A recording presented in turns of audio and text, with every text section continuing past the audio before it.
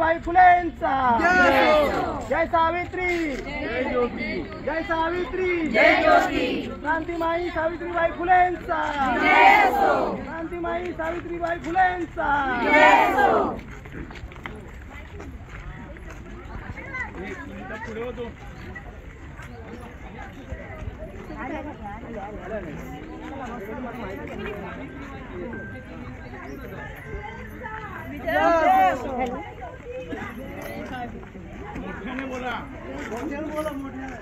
क्रांती ज्योती सावित्रीबाईंचा क्रांती ज्योती सावित्रीबाई फुलेंचा महिला शिक्षणाचा पुरस्कार करणारा क्रांती ज्योती सावित्रीबाई फुलेंचा सावित्रीबाई फुलेंचा सावित्रीबाई फुलेंचा सावित्रीबाई फुलेंचा जय सावित्री जय सावित्री जय सावित्री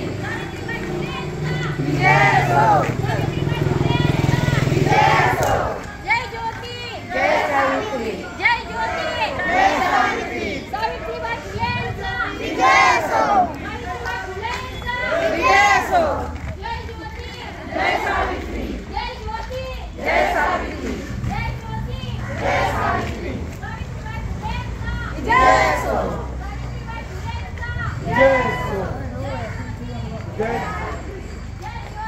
जय सावित्री जय सावित्री आई फुले स्त्रियांना शिक्षण देणाऱ्या सावित्रीबाई फुले स्त्रियांचा उद्धार करणाऱ्या सावित्रीबाई फुले स्त्रियांचा उद्धार करणाऱ्या सावित्रीबाई फुले स्त्रियांचा उद्धार करणाऱ्या हळूहळू क्रांतिकारी सावित्री मातेचा क्रांतिकारी सावित्री मातेचा जय ज्योती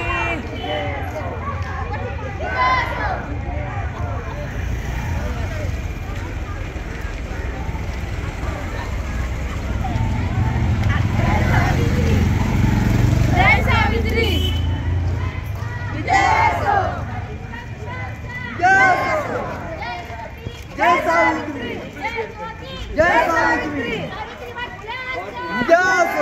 सावित्रीबाई फुलेंचा जय ज्योती जय सावित्री जय ज्योती जय सावित्री जय सावित्री या आता हळूहळू या हळूहळू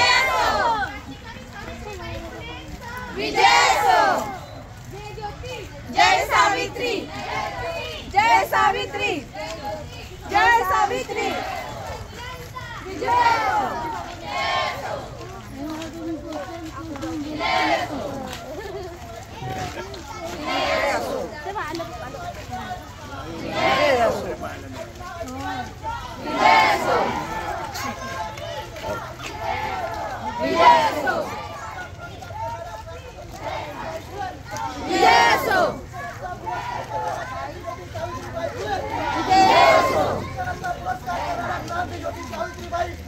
ज्योती जय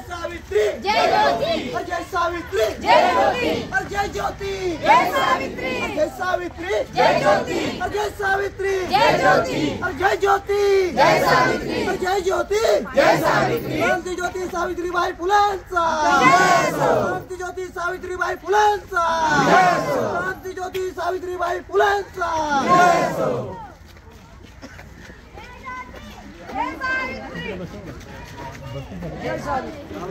हार्दिक हार्दिक स्वागत करत आहे सुस्वागतम सुस्वागतम सुस्वागतम सुस्वागतम सुस्वागतम सुस्वागतम आजच्या कार्यक्रमाला उपस्थित उपासक उपासिका बालक बालिका व विविध क्षेत्रातून आलेले सर्व मान्यवर यांचे मी शब्दसुमराने हार्दिक स्वागत करीत आहे।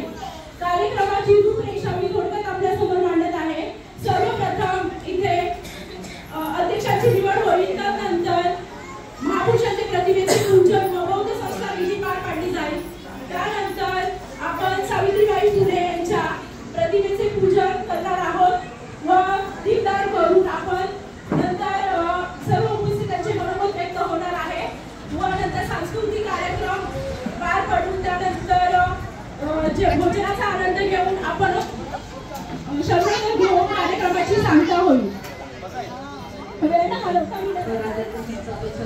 शिवाजी महाराज, तुकामाचे मुख्यदाते भारतीय घटनेचे शिल्पकार डॉक्टर बाबासाहेब आंबेडकर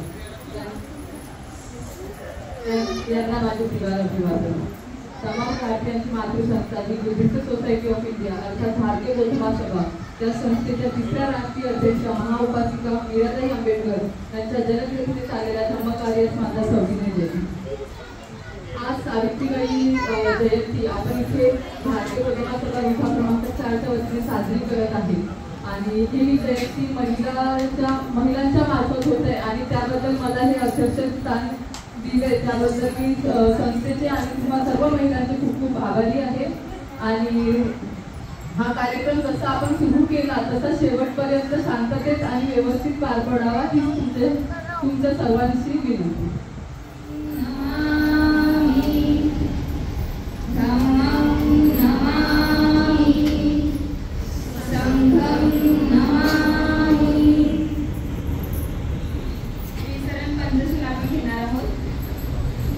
सर्वांनी बोलायचं आहे, सामूहिक आहे.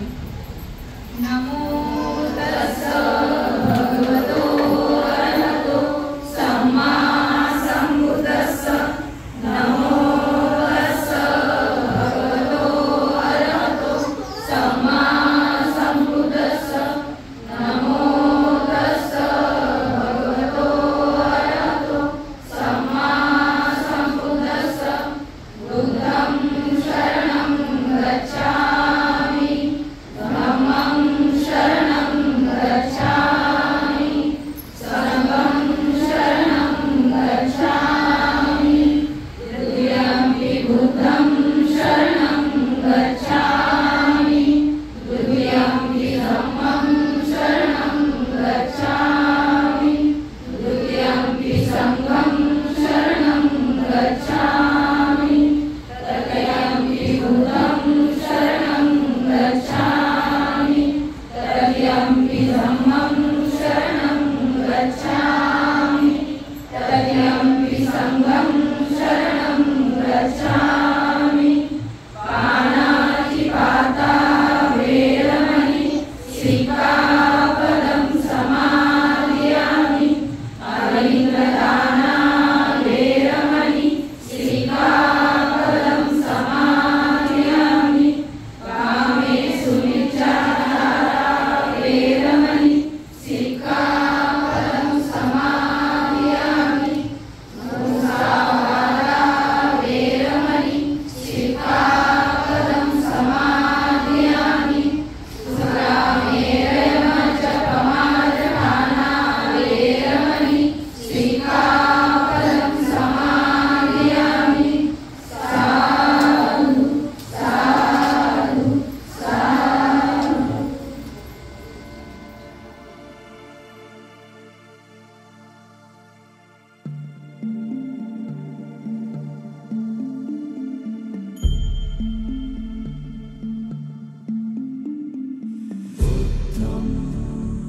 शरणं गच्छामि,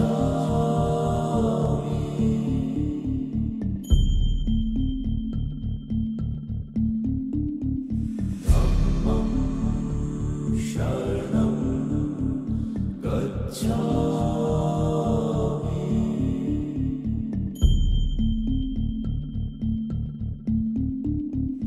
संघं शरणं गच्छामि,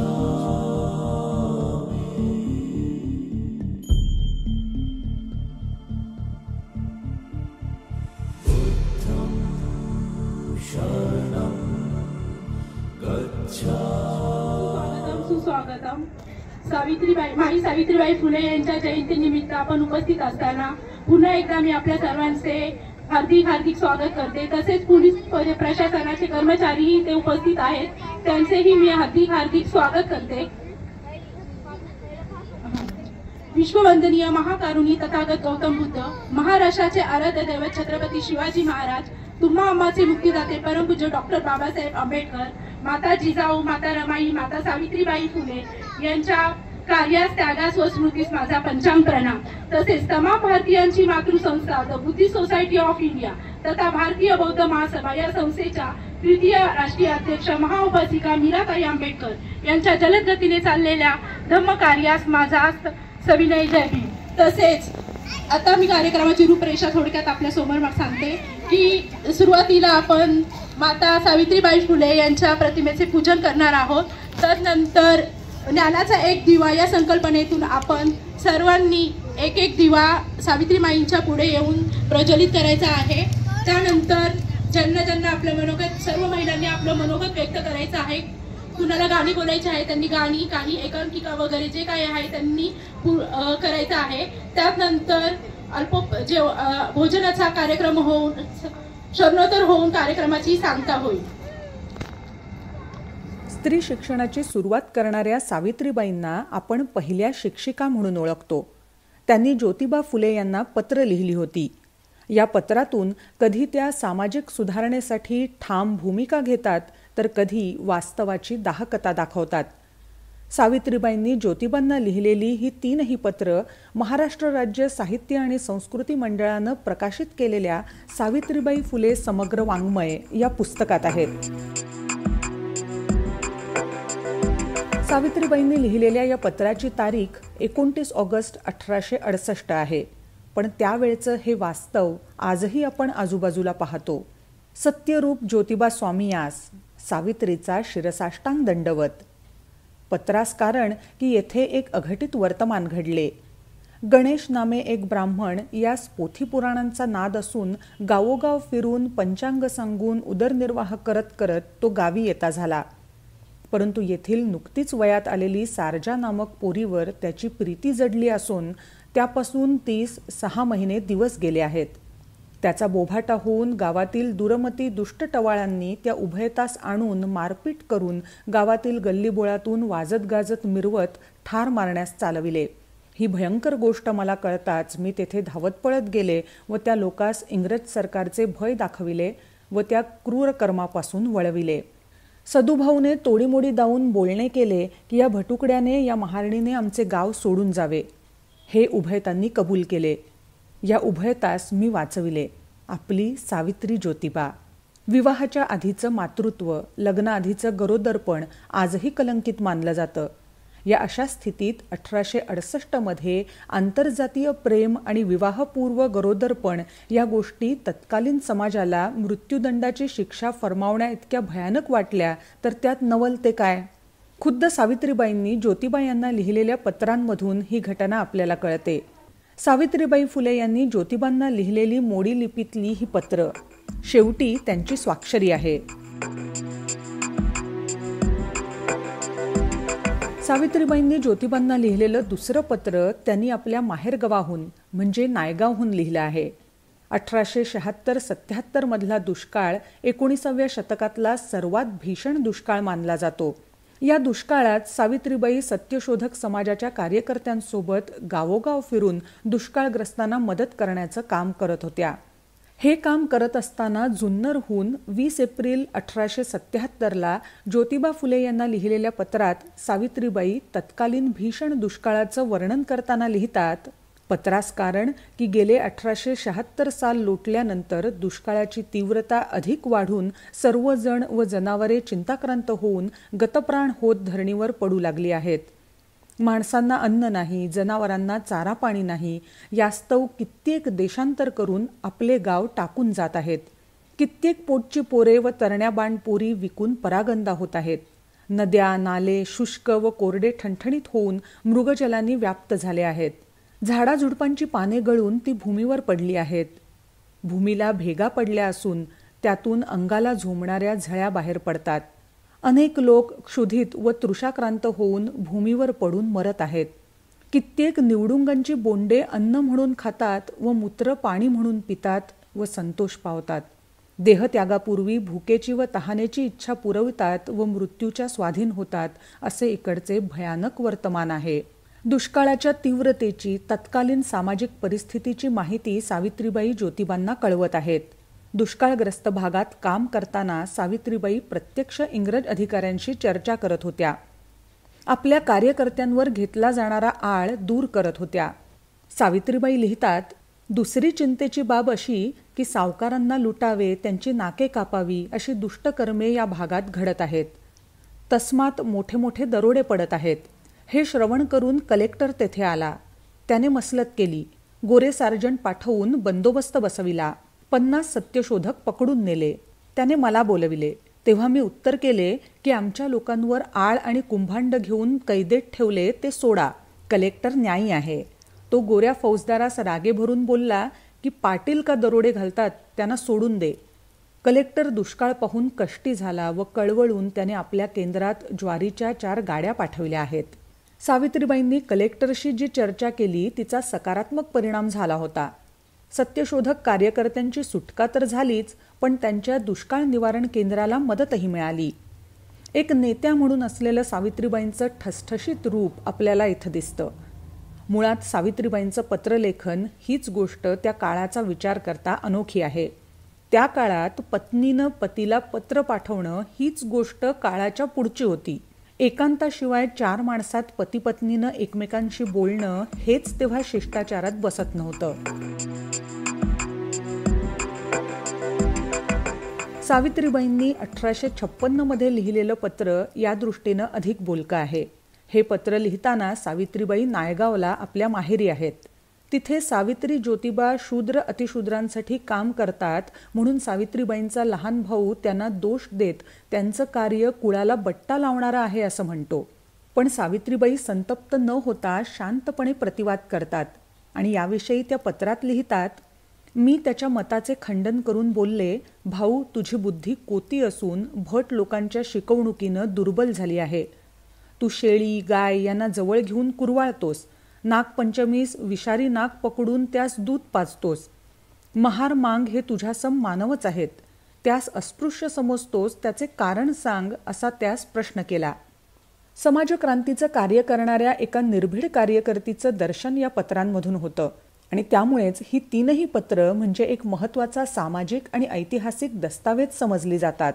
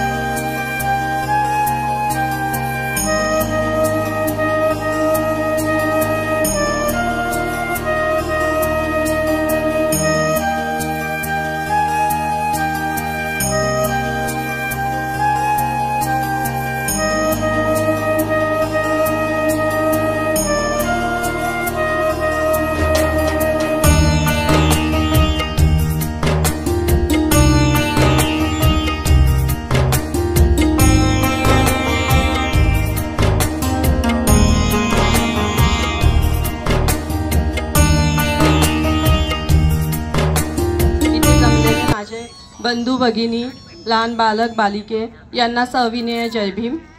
आज आपण इथे सावित्रीबाई ज्योतिबा फुले यांच्या जयंतीनिमित्त जमलेलो आहोत. त्यांना सर्वांना आपल्याला खूप खूप शुभेच्छा. सावित्रीबाई फक्त मी एक छोट्या कवितेच्या माध्यमातून तुमच्यासमोर सादर करते.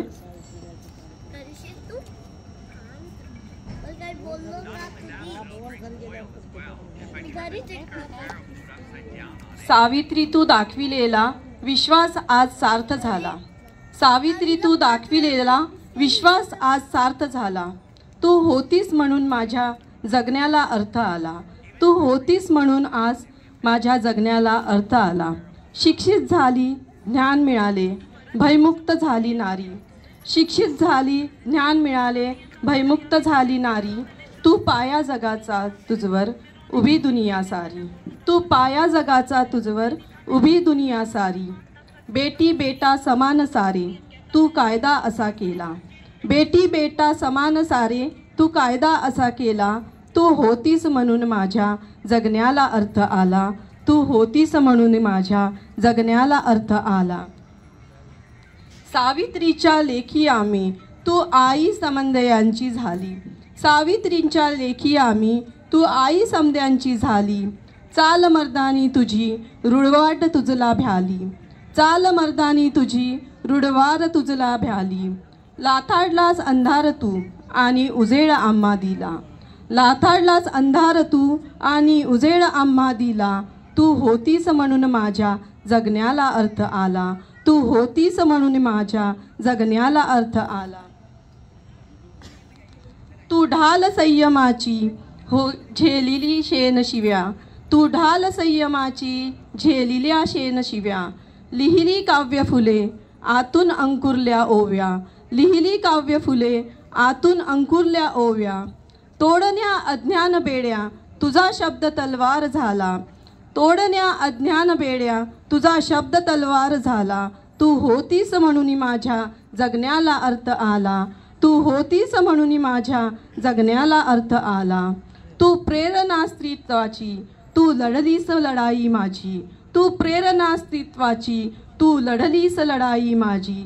जग बदलण्यास मी होईल वारस तुझी. जग बदलण्यास मी होईल वारस तुझी. तुझ्याचमुळे माझ्या सृजनाचा सन्मान झाला.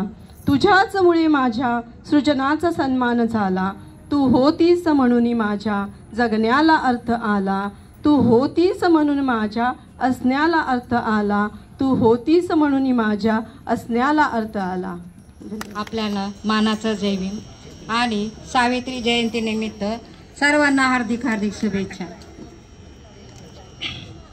भारतीय घटनेचे शिल्पकार डॉक्टर बाबासाहेब आंबेडकर, महात्मा ज्योतिराव फुले, शाहू महाराज आणि रयतेचे राजे शिवाजी महाराज यांना माझा मानाचा मुजरा. माता रमाई, माता सावित्री आई, माता फातिमा शेख, माता रमाई यांनाही माझा सप्रेम जय भीम. आणि इथे बसलेले सर्व बंधू आणि भगिनींनी यांनाही माझा मानाचा जय भीम. आणि भारतीय बौद्ध महासभेचे सर्व पदाधिकारी यांनाही माझा मानाचा जय भीम. आज मला भारतीय बौद्ध शाखेतून एकपात्री नाटक बोलण्याची संधी दिल्याबद्दल त्यांचे मी फार फार आभारी आहे. आणि तुम्ही शांतपणे ऐकाल अशी मी आशा करते. माझं नाटक मी सुरुवात करते. हॅलो, माझं नाव आहे सावित्रीबाई ज्योतिबा फुले. माझं आणि ज्योतिराबाचं लहानपणीच लग्न झालं होतं का. मी तेव्हा 9 वर्षाची होती बरं का बाय. आणि तुमचे ज्योतिबा लय शिकलेले म्हणल्यावर माझ्या माहेरी कळालं का सावला नवरा आलाय तो लय शिकलेला आहे म्हणून आनंदाने नाचूच लागले बघा. माझ्या माहेरच्या लोकांनी गावात लाडू वाटले की हो, पेढे वाटले, ज्योतिराव शिकलेला नवरा येतोय म्हणून. आणि ज्योतिबा बरोबर माझं लग्न झालं बरं का. मी 9 वर्षाचीच होती. आणि लग्न झाल्यावर मी आली की ज्योतिबाच्या घरला. ज्योतिबा शिकलेली तेव्हा मला काय म्हणतात, सावित्री सावित्री एक ऐकशील का. काय तू शिकशील का. मी तर पहिली लय घाबरली. मी नाही म्हणाली. मला खूप भीती वाटायची ज्योतिबाची, कारण ज्योतिबा खूप स्ट्रिक होते आणि त्यांचा शब्द म्हणजे तो एका मोत्याच्या दाण्यासारखा होता. म्हणून मला भीती वाटली. नंतर मी काय म्हणाली माहिती काय? हो शिकेल की, शिकवा मला. मी हळूहळू शिकू लागली आणि ज्योतिबाने मला शिकायला सुरुवात केली. कसं बस मी शिकत गेली. ज्योतिबा म्हणाले, सावित्री तू शिकलीस ना तर फार मोठं आपल्याला पुढे कार्य करता येईल, कारण मी पुरुष असल्यामुळं महिलांच्या पुढे जाऊ नाही शकणार, पण तू स्त्री आहे तर मुलीला घेऊन शाळेत येऊ शकते ना ग. म्हणून माझ्या जीवाचा एवढा आटापिटा चाललाय ग ना. हो खरंच ज्योतिबा, मी शिकेल की. तुम्ही म्हणाल तसं करेल की, म्हणाल ते बोलल, म्हणाल ते करल. मला पण शिक्षणाची ओढ लागली की ज्योतिबा. सावित्री शिकली, ज्योतिबा शिकली. ज्योतिबा तर शिकलेलेच होते. सावित्री शिकली आणि त्यांनी भिडेवाड्याला पहिली पुण्याची शाळा काढली. भिडेवाड्याला मी शाळेत जाऊ लागली, मुलींना शिकवू लागली. अहो मला त्या कर्मठ बामणांनी शेण मारलं, माझ्यावर दगड मारले, मला शिव्या घातल्या, नाना तरा केलं, पण मी नाही घाबरली बरं का. मी मागं नाही सरली. का सांगा बघू का? छत्रपती शिवाजी महाराज जगाचे उद्धारक डॉक्टर बाबासाहेब आंबेडकर यांना माझा प्रथमतः कोटी कोटी प्रणाम. माता सावित्रीबाई फुले, माता रमाई, माता भीमाई यांना त्रिवार वंदन. आपण सर्व स्तरातून आलेले सर्व मान्यवर यांना सप्रेम जय भीम. आज आपण सावित्रीबाई फुले जयंती साजरी करत आहोत. सावित्रीबाई नसती तर आपलं शिक्षण झालं नसतं आणि म्हणून त्यांना सावित्रीबाईंना शिक्षणाचं जनक असं म्हणतात. ज्योतिबराव फुले यांना शिक्षणाचं जनक असं म्हणतात. या सावित्रीबाईंचा जन्म 1830 साली सातारा जिल्ह्यामध्ये आणि त्यांच्या आईचं नाव लक्ष्मीबाई. यांच्या पोटी ही कन्या जन्माला आली असं म्हणतात. यदा यदा ही धर्मस्य ग्लानिर्भवती भारत अभ्युत्थानम धर्मस्य तदात्मानं सृजम्यम. जेव्हा जेव्हा धर्माचा ऱ्हास होतो तेव्हा तेव्हा एक महत्त्वाची व्यक्ती जन्माला येते. जसे आपल्या धर्माचा ऱ्हास झाला त्यावेळेला आपले भगवान गौतम बुद्ध जन्माला आले. परत ग्लानी आली, आपल्याला अंधारातून उजेडात आणण्यासाठी, आपल्या प्रकाशमय आपल्याला करण्यासाठी डॉक्टर बाबासाहेबांचा जन्म झाला. तसंच या सावित्रीबाईंचा जन्म झाला. आणि पूर्वी आपण तर सगळ्यांना माहितीच आहे, आता मला पण थोडंसं माहिती आहे की स्त्रियांना शिक्षण नाही. आमच्या वेळेला देखील आम्ही शाळेत गेलो तरी आम्हाला लोक हसायची, काय मुलींना शिकवतायत. पण त्यावेळेचा काळ जर बघितला असेल तर खरंच त्यांना खूप क्रांती करावी लागली असेल. आणि ही क्रांती ही खरी ज्योतिबांनी केली. आणि ज्योतिबरावांनी आपल्या पत्नीला शिकवलं, त्यांना शिक्षण दिलं. त्यावेळेला काही, आता माझ्या ताईने सांगितलं की त्यावेळेला काही पाटी फळे असे नव्हते. घरामध्ये 4 भिंती व जिथे जागा मिळेल तिथे. आणि त्यावेळेला जरी आपण गेलो, शिकत असलो, आपली तयारी जरी असली तरी पण आजूबाजूची लोक ही नावं ठेवणारच. आणि आजूबाजू तेव्हा ब्राह्मणांचा काळ होता. आपण ब्राह्मणांना दैवत मानत होतो, पाया पडत होतो आपण त्यांचे. आणि त्यावेळेला सगळे ब्राह्मण लोक ज्योतिबरावांना, त्यांच्या वडिलांना बोलायचे, अरे गोविंदराव, अरे धर्म बुडवला रे तुझ्या मुलांनी, सुनेने. तरी पण ज्योतिबरावांना आपल्या तळागाळीतील लोकांना, आपल्या स्त्रियांना शिक्षित करायचं होतं. पूर्वी लहान वयामध्येच लग्न व्हायची.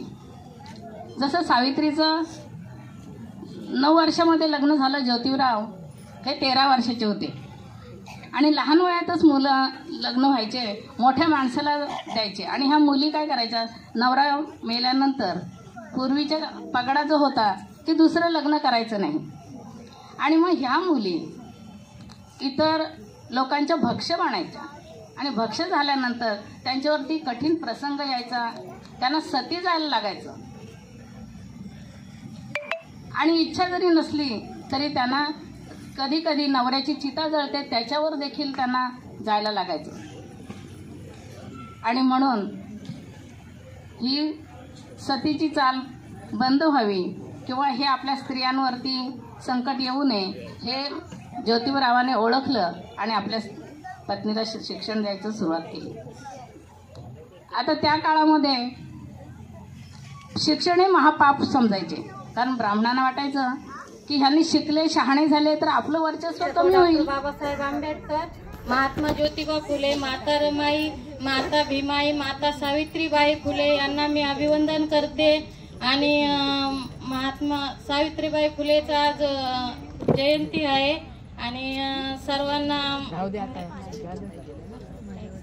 सावित्रीबाई फुलेची आज जयंती आहे. सर्व महिलांना विनंती करते मी की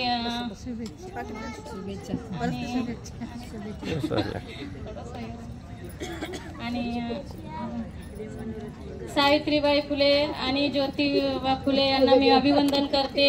आणि सावित्रीबाई फुलेचं ज्योतिबा फुलेचं लग्न झालेलं होतं तेव्हा ज्योतिबा फुले 13 वर्षाचे होते आणि सावित्रीबाई फुले 9 वर्षाच्या होत्या. आणि ज्योतिबा फुले म्हणजे शिकलेले होते तर सावित्रीबाई फुले शिकलेल्या नव्हत्या. तर लग्न झाल्यानंतर ज्योतिबा फुलेने सावित्रीबाई फुलेला शिकवलं आणि नंतर मग सावित्रीबाई फुलेने शिक्षण म्हणजे मुलीला शिकवण्याचं हे केलं त्यांनी. आणि पहिली शाळा काढली त्यानं पुण्यामध्ये सावित्रीबाई फुलेने. तर पहिले म्हणजे 6च मुली आलेल्या शिकायला आणि नंतर वाढत गेल्या. पण शिक्षण पण त्यांना असं हे नव्हतं की लय अवघड परिस्थितीत घेणं पडलं त्यांना, की कारण शिकवाय गेले तर त्यांना कसं दगडफेक करायचे, त्यांना चिखल हाणायचे, शेण हाणायचे, त्यांची साडी त्यांचे किताब सगळं खराब करून टाकायचे. पण सावित्रीबाई फुलेने काय केलं की हातात त्यांनी म्हणजे पिशवीत एक साडी पहिलीच घेऊन जायच्या, की साडी खराब केली तर मग दुसरी साडी घालायला तर ते शाळेमध्ये जाऊन ती साडी चेंज करायच्या आणि मुलांना शिकवायच्या. मग असं करता करता थोडंसं हे झालं म्हणजे असं काही. अखंड विश्वाला शांततेचा संदेश देणारे तथागत भगवान गौतम बुद्ध, राष्ट्रमाता राजमाता जिजाऊ, महाराष्ट्राचं आराध्य दैवत छत्रपती शिवाजी महाराज, शिक्षणाचे प्रणेते क्रांतीसूर्य ज्योतिबा फुले, सावित्रीबाई फुले, विश्वरत्न बोधिसत्व महामानव परमपूज्य डॉक्टर बाबासाहेब आंबेडकर, आंबेडकरांना त्यांच्या जीवनामध्ये कष्टपूर्ण साथ देणाऱ्या माता रमाई, या सर्व महापुरुषांना व महामातांना मी प्रथमतः त्रिवार अभिवादन करते. तमाम भारतीयांची मातृसंस्था the Buddhist Society of India अर्थात भारतीय बौद्ध महासभा यांच्या 3ऱ्या राष्ट्रीय अध्यक्षा महाउपासिका मीराताई आंबेडकर यांच्या जलद गतीने चाललेल्या धम्मकार्याला मी सविनय जय भीम करते. तसेच भारतीय बौद्ध महासभा विभाग क्रमांक 4 उल्वेनोड या शाखेचे अध्यक्ष खंडागळे साहेब, कोषाध्यक्ष कांबळे साहेब, या शाखेच्या सर्व पदाधिकाऱ्यांना माझा जय भीम. तसेच या कार्यक्रमाच्या अध्यक्षा नरवाडेताई यांनाही माझा जय भीम. आणि आजच्या कार्यक्रमासाठी उपस्थित असलेले सर्व गुणसंपन्न, शीलसंपन्न आणि श्रद्धासंपन्न उपासक, उपासिका आणि बालबालिका यांनाही माझा सविनय जय भीम. आवाज येतोय ना? जय भीम बोला एकदा. आज सावित्रीबाई फुले जयंती आपण इथे साजरी करत आहोत, तर मी त्यांच्याविषयी थोडक्यात बोलणार आहे.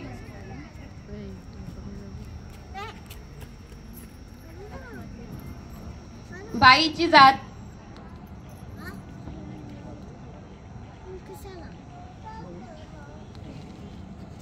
कांद्याची पात बाईची जात, मारली लात पडली सांदाडात, बाईला अक्कल नसते असे इथल्या व्यवस्थेने सांगितले होते. आणि त्याच व्यवस्थेला लात मारून क्रांतिज्योती सावित्रीबाई फुले यांनी स्वतः शिक्षण घेतले आणि इतर स्त्रियांनाही शिक्षण दिले. सावित्रीबाईंच्या कपाळावर जो आडवा टिळा आहे, तो आडवा टिळा आपल्याला सांगतो उभी व्यवस्था आडवी कशी करायची. त्या आडव्या टिळ्यामध्ये ती ताकद आहे, ती सावित्रीबाई फुले. आमच्या शिक्षण व्यवस्थेत सांगितलंय तो डोंगर आणि ती नदी, तो डोंगर आणि ती नदी, तो समुद्र आणि ती नदी, तो समुद्र आणि ती नदी,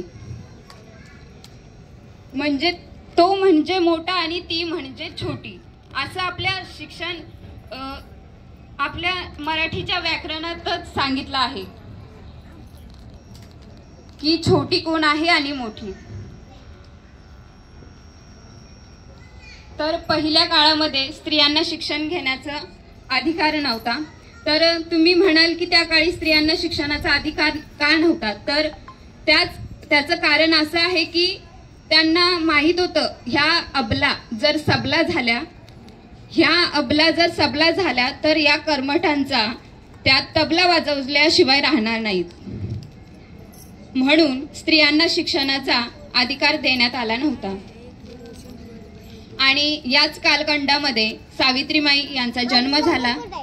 अज्ञानानं आणि रूढी परंपरेनं ग्रासलेल्या या समाजामध्ये एक स्त्री सावित्री एक ज्योत म्हणून येते, एक मशाल म्हणून येते आणि आपला सर्वांचा उद्धार करते. अशा सावित्रीबाई फुले यांना मी त्रिवार अभिवादन करते आणि इथेच माझे 2 शब्द संपवते. आहे.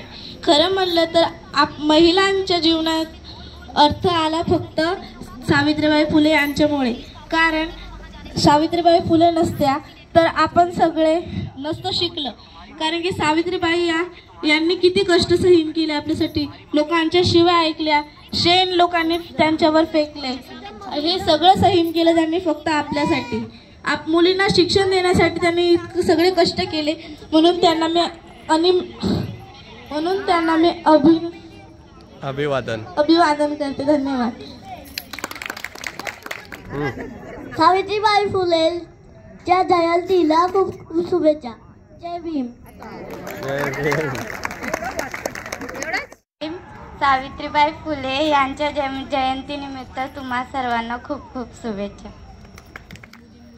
अखंड विश्वाला शांती समार्थ देणारे सम्यक संबोध तथागत गौतम बुद्ध, भारतीय राज्यघटनेचे शिल्पकार महामानव बोधिसत्व डॉक्टर बाबासाहेब आंबेडकर, स्त्री शिक्षणाचे उद्धारकर्ते महात्मा ज्योतिराव फुले, माता सावित्रीबाई, माता रमाई, राजमाताई, तसेच इथे आजच्या या कार्यक्रमासाठी उपस्थित सर्व मान्यवर आणि बंधू भगिनी, मी आज आपण क्रांतिज्योती सावित्रीबाई फुलेंच्या जयंतीसाठी उपस्थित आहोत. परंतु मी सुरुवातीलाच नाव घेईन ते राष्ट्रपिता महात्मा ज्योतिरावांचं.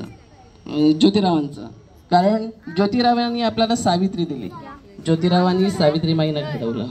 ज्योतिरावांनी आपल्याला अशी मास्टरकी दिली की तिने सगळेच दरवाजे ओपन होतात आणि तेच नेमके आपल्या स्त्रियांसाठी बंद केले होते. त्यासाठी ज्योतिराव फुलेंचं नाव घेतलं नाही तर हा मोठा गुन्हा ठरू शकतो. मी बोलताना ज्योतिराव फुले म्हणाले, ज्योतिबा नाही. कारण पुण्यातील सदाशिव पेठेमध्ये जे ब्राह्मण होते ते ज्योतिरावांना म्हणायचे, हा कसला ज्योतिराव, हा कसला क्रांतिकारी, हा कसला लेखक, हा कसा विचारवंत, हा तर खंडोबा ज्योतिबा.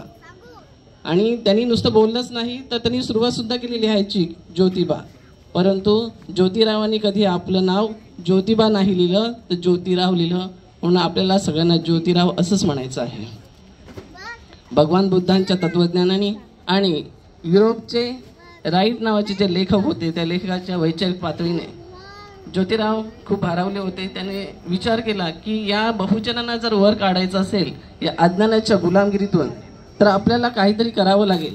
मग हे काय करायचं तर त्यांनी शोध लावला की जर हा बहुजन आहे त्या बहुजनाला आपण जर शिक्षण दिलं तर आपोआप हे गुलामगिरीचे जे दरवाजे आहेत ते गळून पडतील आणि स्त्रियांना त्यांच्या जगण्याचा मार्ग मोकळा होईल. त्यासाठी ते सुटसुटीत त्याने अगदी सगळ्यांना समजेल या भाषेत सांगितलं की विद्येविना मती गेली. मती म्हणजे बुद्धी, विचार. मतीविना नीती गेली. जर तुमच्याकडे विचार करण्याची क्षमताच नसेल तर तुम्ही काही करू शकत नाही. नीतीविना गती गेली. काम करण्याची क्षमताच जर तुमच्याकडे नसेल तर तुम्ही कोणतेही काम करू शकत नाही. आणि गतीविना वित्त गेले. वित्त म्हणजे पैसा.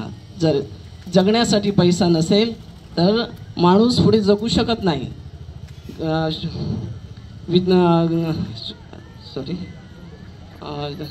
वित्त विना शूद्र खचले. शूद्र खचले एवढे अनर्थ एका विद्येने घडले. म्हणजे हे सगळं डिपेंड आहे ते फक्त शिक्षणावर. म्हणून ते सावित्रीबाईला म्हणतात की आपल्याला या गुलामगिरीतून जर ह्या शूद्र समाजाला बाहेर काढायचं असेल तर आपल्याला त्याला शिक्षणाचे हत्यार द्यावं लागेल. सावित्रीबाई म्हणतात पण ते कसे, त्यांच्यापर्यंत शिक्षण कोण पोचवेल. ज्योतिराव म्हणतात की शिक्षण तुम्ही पोचवायचं आहात कारण तुम्ही शिकवणार आहात.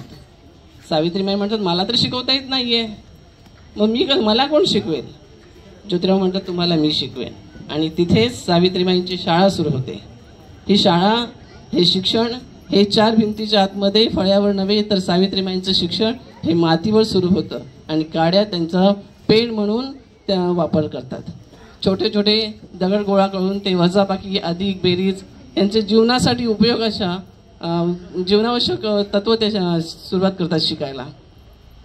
सावित्रीबाईंनी जेव्हा शाळा सुरू केल्या तेव्हा एकही मुलगी येत नव्हती कारण स्त्रियांना मुलींना शिक्षणच नाकारलं होतं. परंतु त्यांनी हार मानली नाही. त्या त्यांच्यापर्यंत पोहोचल्या. प्रत्येक पालकाला शिक्षणाचं त्यांनी महत्त्व पटवून दिलं. त्यावेळेस त्या पालकांना जाणवलं की कुठेतरी आपली मुलगी शिकली पाहिजे. काही पालकांनी मुलींना गोणीमध्ये पोत्यामध्ये भरून खांद्यावर घेतलं. बघणाऱ्याला वाटेल की हा भाजी विकायला जातोय किंवा धान्य विकायला जातोय. ते शाळेजवळ आले की पोती म्हणजे जी मुलीला भरलेलं गोणीचं पोतं होतं ते खाली उतरायचे. आजूबाजूला पाहायचे कोणी नाही. मग त्या पोत्याचं तोंड उघडायचं आणि ते मुलगी बाहेर येऊन ती शिकायला जायची. अशा पद्धतीने मुलीने शिक्षण घेतलं. एक सावित्रीमाई आज आपण इथे बसलो कुठची. एक सावित्रीमाई स्त्रियांची बसण्याची जागा बदलते. एक सावित्रीमाई स्त्रियांची विचार करण्याची पद्धत बदलते. एक सावित्रीमाई स्त्री ही शूद्र नसून माणूस आहे हे सिद्ध करण्यासाठी संपूर्ण आयुष्य लढते. एक काशी नावाची मुलगी जी ब्राह्मण मुलगी ही ब्राह्मणांच्या व्यवस्थेला बळी पडली होती. आणि जेव्हा तिला जाणवलं की माझ्या पोटामध्ये 7 महिने. सावित्रीच्या लेखी आम्ही मार्ग कसा थांबू. शिकुनी शिकुनी शिकुनी शिकुनी पुढे पुढे जाणार. होय मीच सावित्रीची लेख. माझं नाव कस्तुरी श्रीकांत दिवणी. माझ्या शाळेचं नाव श्रीमती राधिकाबाई मेघे विद्यालय. मुलींचे शिक्षण समाजाचं रक्षण. ताण नाही, भूक नाही, कोणत्याही देवाचा आशीर्वाद नाही. जरी छत्रपती शिवरायांच्या तलवार हाती नसेल तर सावित्रीबाई फुलांचा मेंदू डोक्यात आहे. स्त्रीच्या अंधारी जीवनात पेटवली नानांची ज्योत. मन नसतील आज अमर आहे सावित्री माय. जिजामातांनी शिवरायांना नीतिमत्तेचे शिक्षण दिले नसते तर शिवरायांच्या कल्याणकारी राज्य घडले नसते.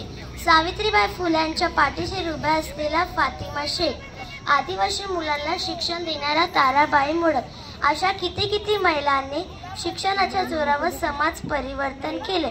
म्हणूनच तर आज मी म्हणते मुलींचं शिक्षण समाजाचं रक्षण.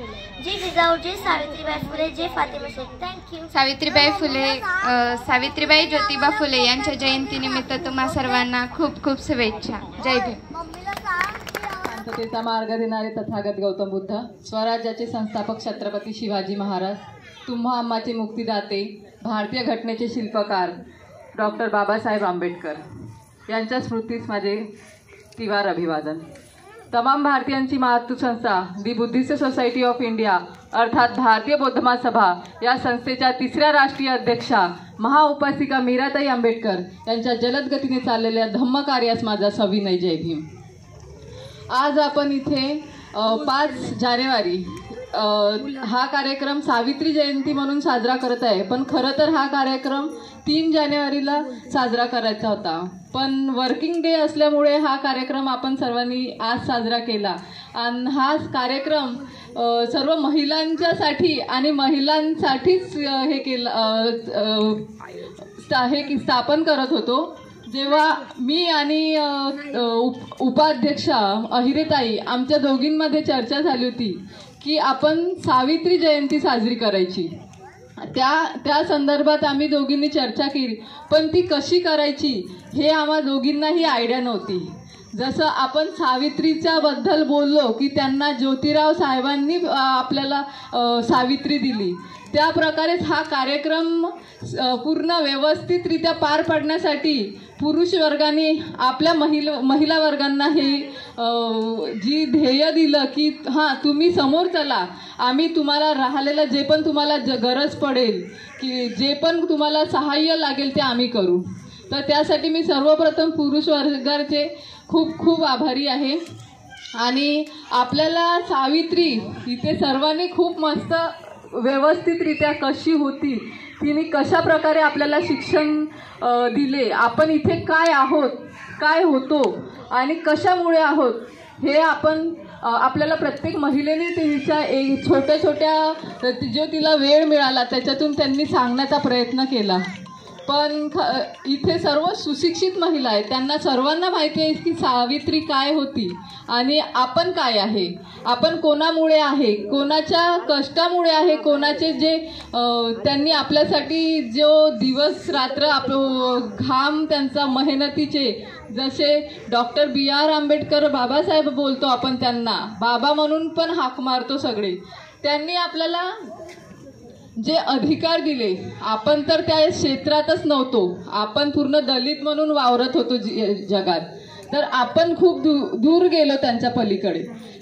ब्राह्मण समाज सर्वात समोर, प्रत्येक क्षेत्रामध्ये समोर, आणि अशा क्षेत्रामध्ये सावित्रीबाई फुले यांनी महिला दलित आहे का ब्राह्मण असा कोणताही भेदभाव न करता त्यांनी दोन्ही समाजाच्या दोन्ही पूर्ण महिलांना एकत्र येऊन त्यांनी त्यांचे ध्येय ज्या महिला शिकवायच्या होत्या त्या त्यांनी शिकवल्या. त्यांना आज महिला क्षेत्रामध्ये आपल्या महिला खूप ठिकाणी, जशा आज आपल्याला उपाध्यक्षा म्हणून आहेत, त्या सुद्धा टीचर आहेत, काही इथे डॉक्टर सुद्धा आहेत, आमच्या ताई ज्या पोलीस अधीक्षक आहेत. आज आमचा खूप अभिमान आम्हाला वाटतो की आमच्या महिलांच्या वतीने कार्यक्रम आम्ही साजरा करताना आम्हाला एक कार्यकारिणी म्हणून आम्हाला महिलाच कार्यकारिणी मिळाली. तर ताई तुमचे सुद्धा खूप आभारी आहे. आणि ज्या महिलांनी आपल्याला एवढं प्रोत्साहन केलं, नेहमी करत राहतात सर्व महिला. जो कार्यक्रम आपला विभाग क्रमांक 4 मधून होतो, महिला खूप सहाय्य करतात. नेहमी आपण नवनवीन कार्यक्रम इथे घेत राहतो आणि त्या नवनवीन कार्यक्रमामध्ये महिला प्रत्येक वेळेस सहभागी होतात. त्या आपले जो वेळ आहे, त्यांचे मुलं दोन्ही सांभाळून, घर सांभाळून ते कार्यक्रमाला उपस्थित राहतात. आणि खूप खरंच महिलांना सुरुवातीपासून जे चूल आणि मूल दिलं होतं, बोलत होत्या ताई, तर चूल आणि मूलच्या पलीकडे त्या शिकून नोकरी करून आपल्या विहारात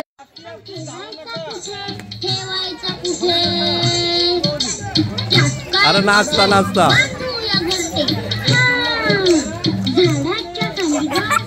चलो चलो चलो चलो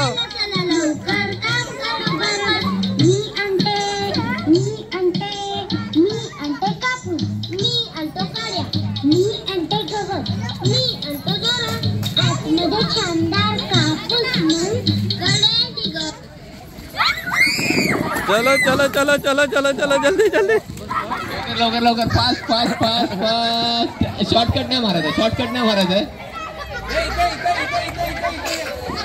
रिवर्स रिवर्स नाही, रिवर्स नाही, रिवर्स नाही.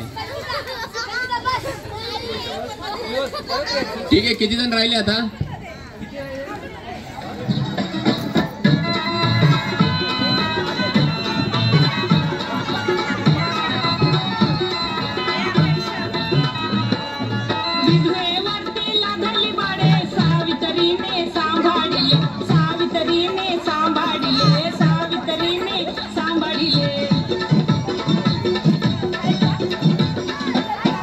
विधवेवरती लागली माडे, सावित्रीने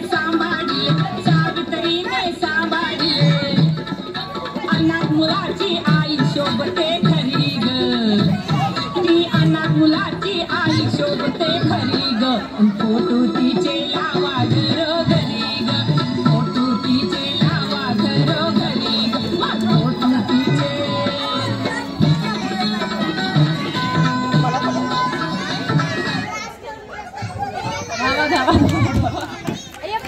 हळू हळू हळू हळू.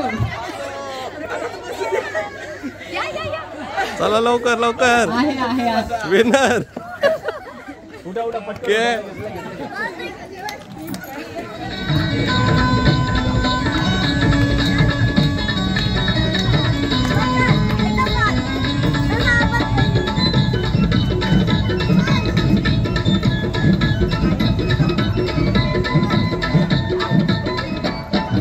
साडी माडी केली तमोरी, मराठा ब्राह्मण आगरी कोळी, मराठा ब्राह्मण आगरी कोळी, हे मराठा ब्राह्मण आगरी कोळी. साडी माडी केली तमोरी, मराठा ब्राह्मण आगरी कोळी, मराठा ब्राह्मण आगरी कोळी. मग सर्वजणी शाळेची चढे पायरी ग, तेव्हा सर्वजणी शाळेची चढे पायरी ग, फोटो तिचे लावा घरोघरी ग, फोटो तिचे लावा घरोघरी ग, अगं फोटो तिचे.